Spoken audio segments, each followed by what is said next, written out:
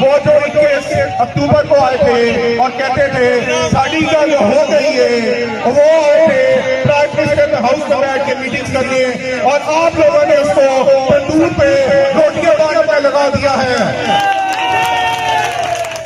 वो आया था 21 अक्टूबर को कबूतर उड़ाया था और 8 फरवरी को आपने उसके तोते उड़ा दिए।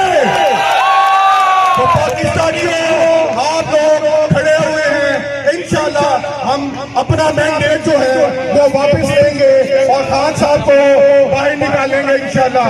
बस आपने डट के खड़े रहना है और ज्यादा वक्त नहीं है, हम और थोड़ी सी मेहनत करेंगे तो इंशाल्लाह अपना मैंडेट भी वापस लेंगे और खान साहब भी वापस आएंगे। और इंशाल्लाह ये डरा नहीं सकते आपको, जितना इन्होंने जुल्म करना था इन्होंने किया, और लाहौर में तो बहुत ज्यादा जुल्म किया।